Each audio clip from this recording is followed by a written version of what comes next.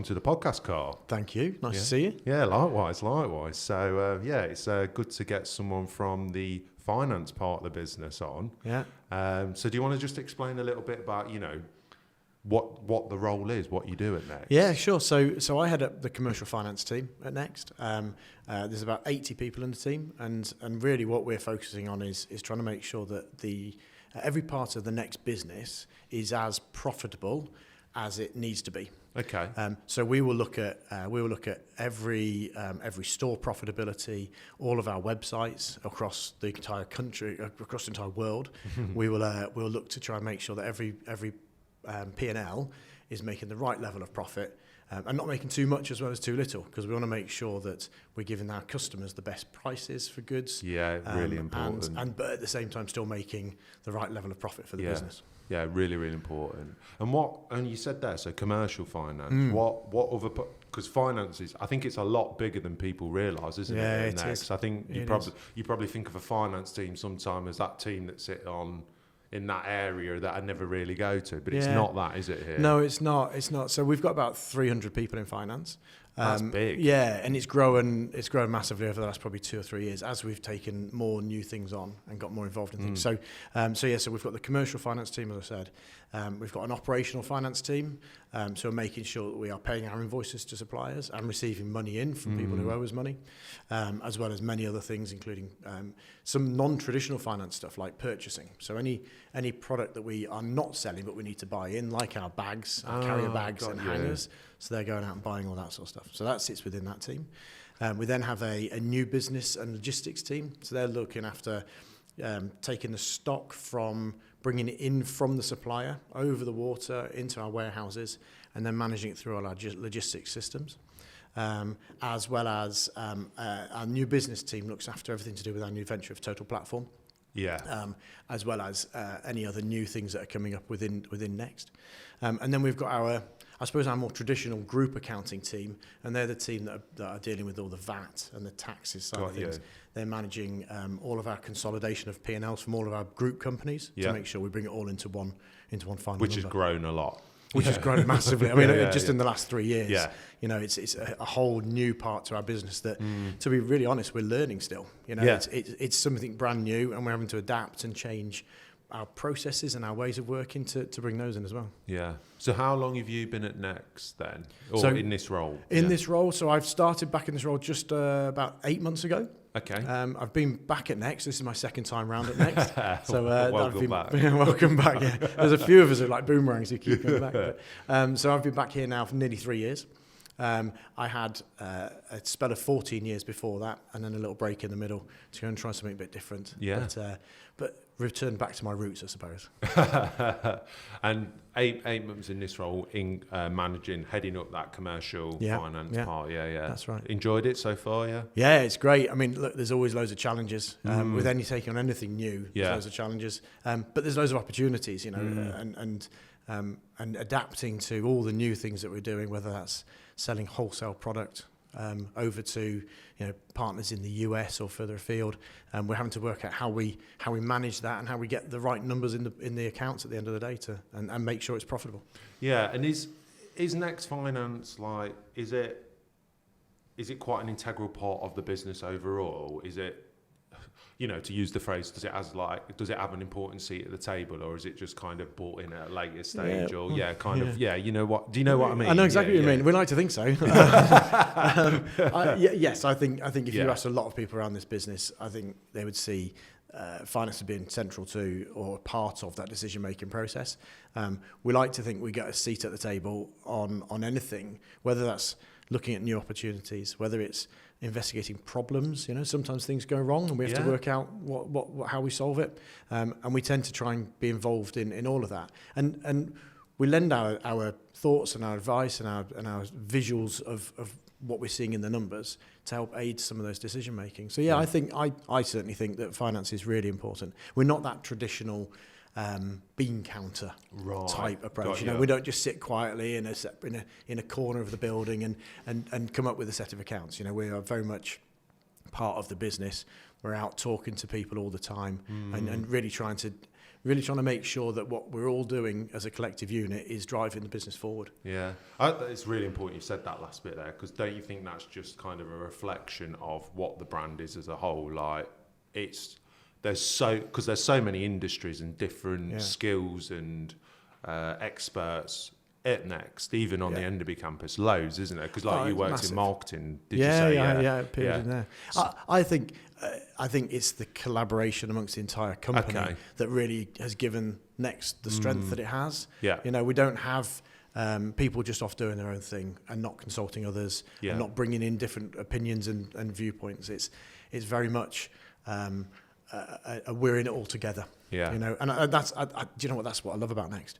Is It really is a very much a family kind of a feel of we just want to get the best for the business and keep driving it forward. And there are no egos. Everyone is trying to do their best thing for the company. I totally agree with that. The ego thing is something I really, really I echo that a lot to, do you know, people outside of Next where they're like, oh, what's it like there? Because, doing so well in this, but everyone's still really humble and, really grounded. Yeah. And like you've said a couple of times already, loads of opportunities still. Mm-hmm. It's like and scratching the surface on TP and other things. We're no way near sitting here going, oh yeah, we've cracked all this. It's like, hang on, there's so much more to go at. Oh, there's loads. And, every time you think, well, there can't be anything else, another thing comes up. We find another opportunity, and that's brilliant. I think again that's probably what's been a big part of Next success over the years is we haven't stood still. No, it'd be very easy to say, well, we're a retailer and all we have is our own stores and a website and crack on, but that's not what we've done, and it's great that new ideas are encouraged and are followed through, and it comes up with new opportunities to keep the business moving forward, which is kind of where we are now. Yeah, definitely. And I guess you've seen, in all those years, like you were in marketing and then coming back to finance, I guess you've seen those changes really increase at a rapid rate as well. What would you say has been the biggest change?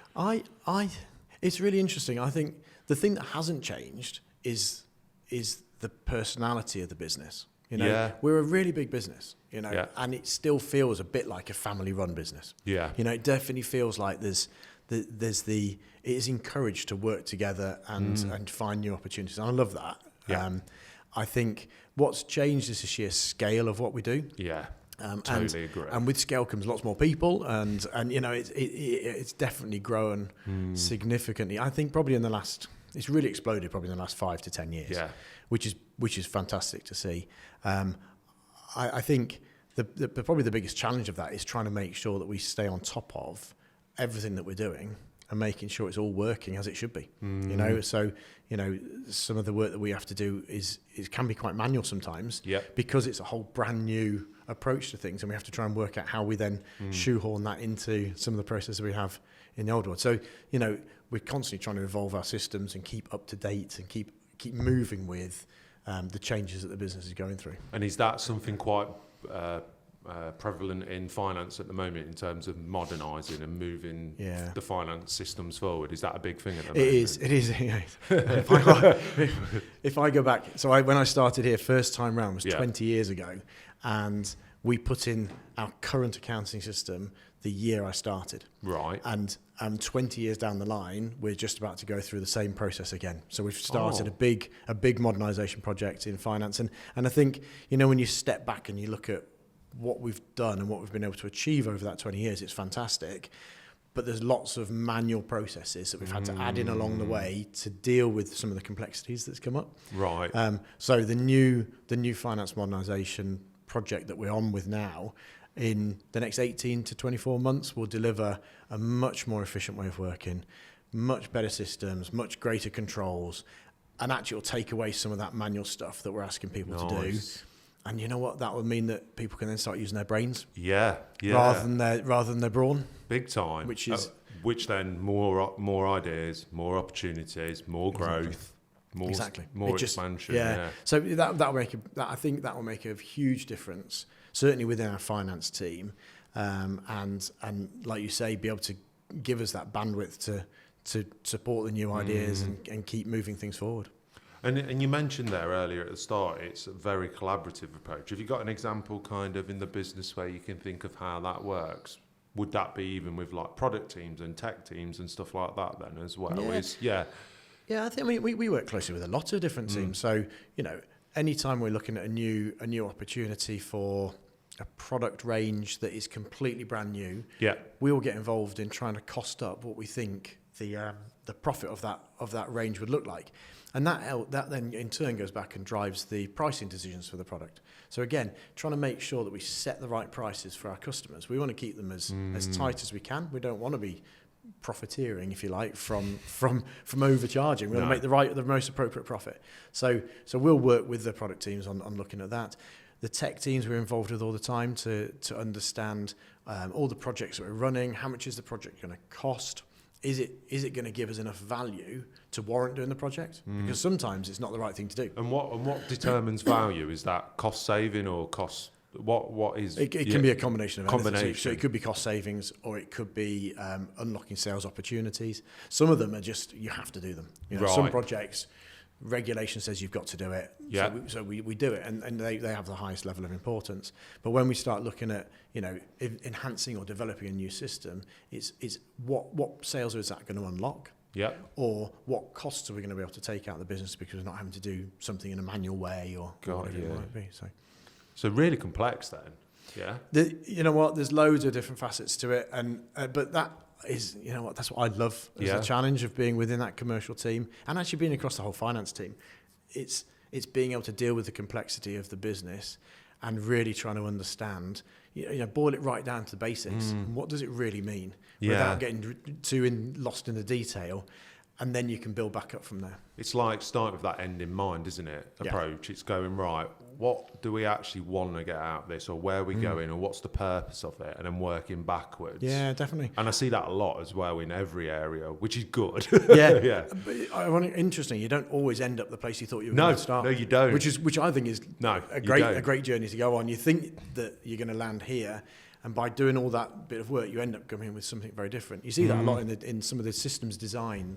When we're going through the process of designing new systems, you think you know what it needs to do, and when you start really unpicking it, you kind of go down a different track, and you realise that cul-de-sac wasn't the one to go down. There's a different one here. So, which is great, isn't it? And I think also sometimes a bit like if you take the TP example, for example, you might think, right, we're going this way, but then you don't just go one way; you go multiple ways, and before you know it, bang, you got a whole new part of the business popping up now that's more and more people. I hear it at first when it came around Total Platform, you heard it every now and then, but now it's in every department. It is, and it's just been so fundamental. It has, and I think we've learned a lot from these businesses as well. Have we?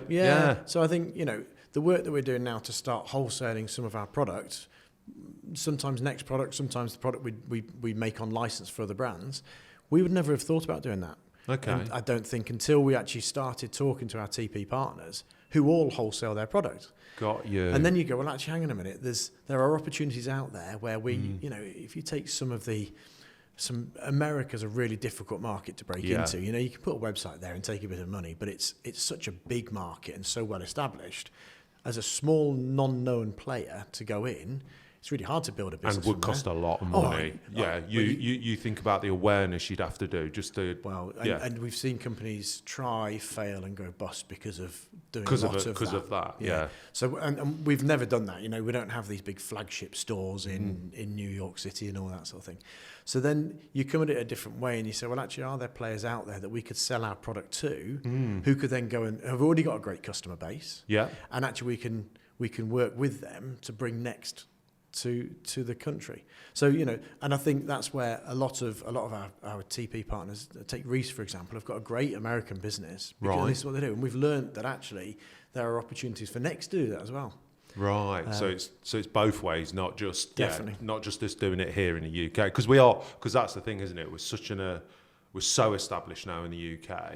And it's not that there's not opportunities here, but I guess that international element's quite exciting as well, isn't it? I think it's a really exciting part Do for you? our business. Yeah, I mean, look, the UK, there's still opportunities to grow with us, whether it's new different product ranges, different customers to appeal to. That's, when we've seen ourselves do that, and our UK business has carried on growing over the last 10, 15, 20 years. But the international world is a much bigger place, and we're quite small in it. Yeah. And I think there's a great opportunity to keep taking next further afield, and we know that our products really resonate with a lot of customers, even in some markets where you're really surprised that it sells well. And you look at some of the sales numbers coming in, you go, crikey, why are they buying that stock from us? Yeah. And then actually you really, if you take trips out to some of these countries, you look around and people are just wearing Western clothes. It's not, some of the perceptions is very different now. Yeah. I think that's it, isn't it? It's just, that's when you get into the world of globalization. And I guess that's a benefit that we could tap into as well. We have been very, very good at, being successful here in the UK. I mean, I know we've done other things, and, we've definitely expanded to like Europe and closer afield, but there's even, like you said, the Americas, South Asia, all of that, very untapped for us. So, and that's something that we can definitely start going. Oh yeah, definitely. I mean, we have been doing it, on a gradual basis for a number of years, and it just, the great thing is that it means there's still more opportunities to go at. So it's not like, I don't think we're really changing our approach. No, we're just kind of turbocharging it a bit. Yeah. Which I think is great to see, and it'll be really interesting to sit here in 5 years' time, and kind of look back about what we were talking about now and what's come to fruition, because I think there'll be loads that will have happened, and we'll be sitting here again probably as another slightly different looking company to where we are now. I totally agree. I think that's it. I think sometimes some people are like, oh, how are you not 100% sure exactly where it's going? And it's like, no, we've got an idea, but we're not rigid.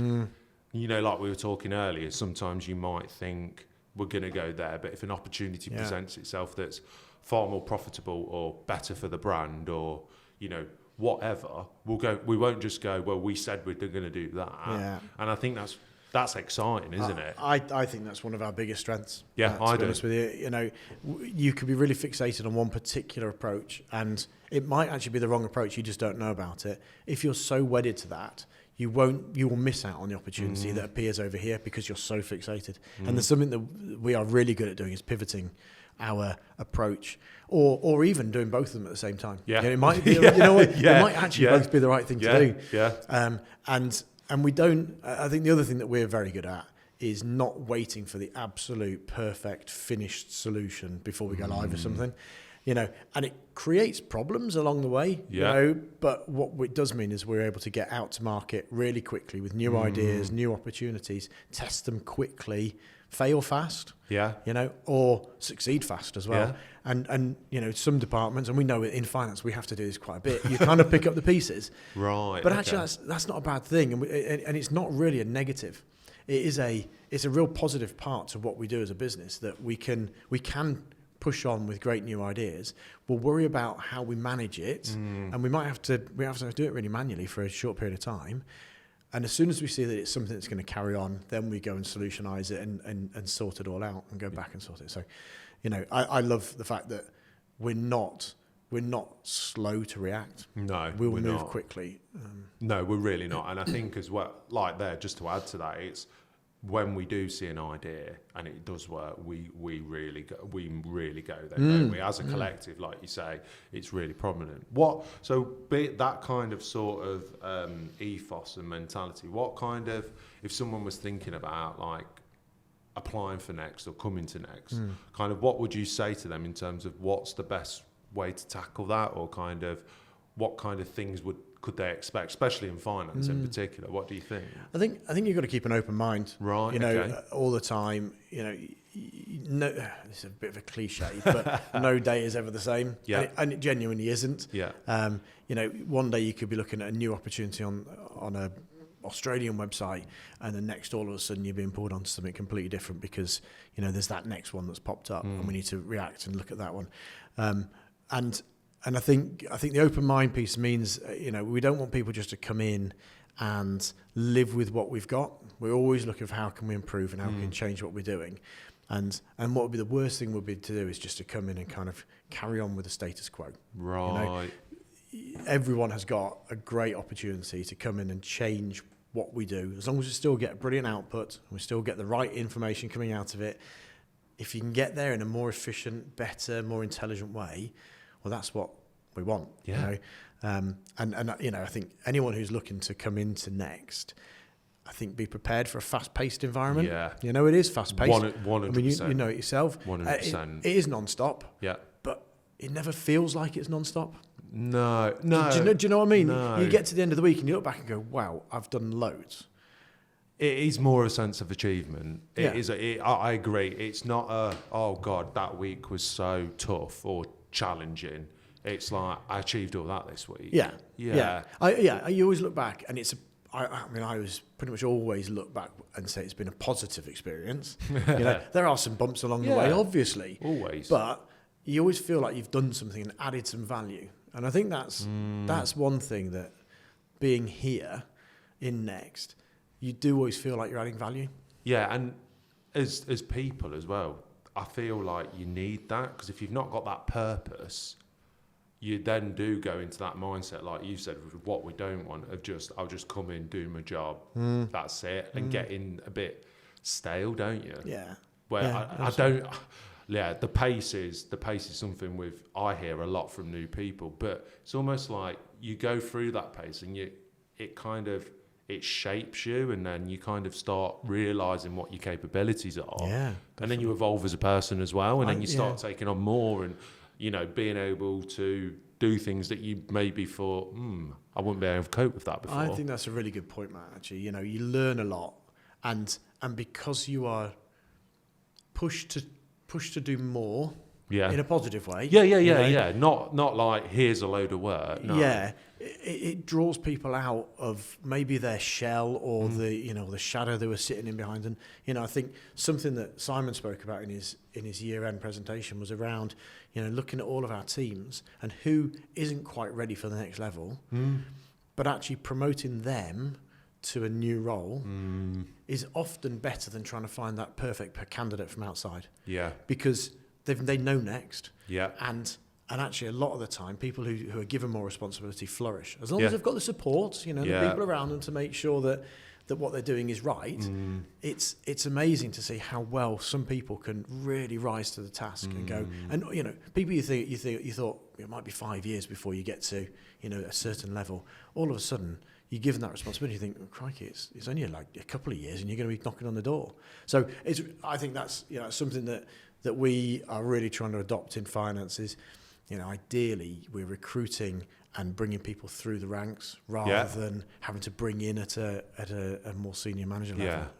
Which again, I guess, in turn, then creates it would create a really good culture as well, then, and a feeling around the whole of finance as well. Because there's that constant, like, I'll be rewarded for the effort I put in, and I can see where I'm going to progress, because that's a massive thing. How can I progress, where can I go? If you're looking and going, oh, there's nowhere to go, you're going to look elsewhere, if you've got that ambition, that is, as well. Exactly. And I think if people are seeing all of their managers and the people at the same level of their managers all being recruited externally, I could understand why you'd sit there going, well, why am I putting this effort in? Yeah. Whereas if we're showing to people that you put the effort in and you're rewarded, and that's what I've always found from my time at Next in all the years I've worked here, is that if you put a load of hard work in, you are really well rewarded. Yeah. It's recognised and rewarded all the way through. Agree. And that's how I started as a very young, whippersnapper who's risen through the team. Where did you start then? Well, I started in commercial finance. Oh, really? Really? Yeah. But 20 years ago, as a very raw. I mean, crikey, my first year was really hard work. It was a whole different way of working, and I'd come from a much smaller business, and adapting to Next's size and pace was really hard work. Yeah. But it soon became really clear that if you put the effort in and you used your brain, then actually you're rewarded. And I think in my first 6 or 7 years, I think I did about 7 different jobs because I was able to get exposure to different things. Right. And that stood me in great stead. That meant that I became a rounded individual who had, more experience to add to the next thing. So, I've always said you get out of it what you put into it. I agree. I think if you really, really apply yourself, there's so many opportunities here. Oh, yeah. And I think you've just echoed that there in that kind of when you came in and all those opportunities come up, because it's kind of everyone that's been here for a substantial amount of time, and there's a lot of people here, which is very unique as well. Yeah, definitely. Which some people sometimes will talk to me outside and go, oh, isn't it weird though that there's loads of people that have been there for long? Doesn't it create isn't it quite stale? Yeah.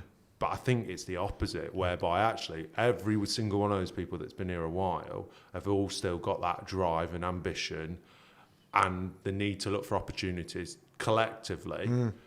And it's infectious then. Yeah, it is. And everyone starts, and then if you start getting in that, you're like, oh, okay, this is what I can be part of. But that times that by like 45,000 people. Yeah. It was weird coming back 3 years ago. Yeah. I thought I might see a few people I recognise. And I think on my first week, I'd said hello to, I daren't even count how many people who were all still here. And I thought, well, how is so many people still around? And it is that once you get in, when you realise kind of the culture and the ambition that we've got within Next, it just you said it yourself, it becomes infectious. Yeah, it does. And it really gets into you, and you want to be a part of that success. And that's what I love is every year to be able to see, touch wood, every year to see the profits going forward and the business growing and, the new avenues of opportunities. You genuinely get really excited about it. Oh, big time. Big time. And I think as well, it's not like there's not new people. I think one of the things you notice it when you, like you say, when you walk around the campus, you see all the people that you know, but then you see a load of new people. You're like, I have no idea who you are. Yeah. But then you start going, right, that just must mean just growth. We're growing. We're just growing. We're just growing and growing and growing.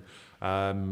Like you say, 300 people in finance, 1,500 people in tech, et cetera, et cetera, et cetera. I think it's around the 4,000 mark for campus here and now. And essentially you talk about a campus, it really is now a campus. It is a campus. It never used to be. It used to be a few buildings, which was Next head office. Yeah. Now it is a proper campus feel.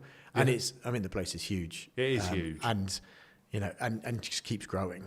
I think if you've worked in any other business, and especially in this particular area, being in Leicester, with the campus being in Leicester, I can't think of any other employer as big physical footprint in Leicester. No, I don't know. I mean, there might be, but off the top of my head. No, I don't. I can't think of one. There's some really great businesses in Leicester, really great. And I think it's really interesting seeing how the city is changing as well, because you've got. A lot of people now aren't going to London as much, right? So a lot of people are being retained in different cities. And I think I read a report the other day that Leicester's now one of the best places for BI developers, for business, with data, which is fascinating, especially the process that we're going down at the minute around different new data projects and using our data even more than we already have done for years. I think the city's definitely changing, and we're finding some brilliant talent out there, who are only making our business stronger again. Yeah, and that's what we want. That combination of experience with new talent coming in and merging that together. Yeah. Well, look, I still learn stuff from people now. Yeah. So I've been here for 17 years or whatever it is, and it would be very easy to sit and think, oh, I know everything, and clearly I don't. But you get some new people coming in, and some of the things that they can bring with them, I still get really excited about. And you kind of go, wow, I didn't even know you could do that. And look at how much it's benefiting the team or the output that we're getting or whatever it might be. It makes a massive difference. Is that one part of the role you think, or for you personally, you think is growing? Because you've mentioned there about learning and then seeing people grow. Is that something as you've gone through your career that you've actually started to enjoy more? Yeah, definitely. Yeah. I get less involved in the numbers now, or in the detail, naturally. Yeah. But, my job really is to try and make a brilliant team who are who are champing at the bit to do more stuff. And ultimately, I want to retire at some point, right? So I've got to find my successor. So my job is to try and get someone who's going to come in and take it. And that I think, that really is, that's succession planning and something that's a thing that's been in the company for a long time.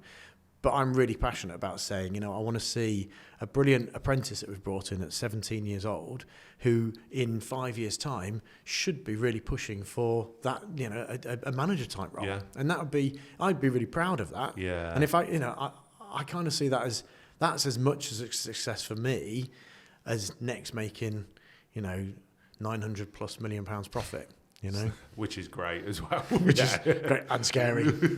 Great and scary. Well, no, thank you for coming on, Kai. Thank you for inviting me. It's great. Been really good. It's really good, and it's one part of the business, like you said, it's finance is integral and linked into every other. So it's been really good to get that insight. Brilliant. You're welcome. Thank you. Good to see you.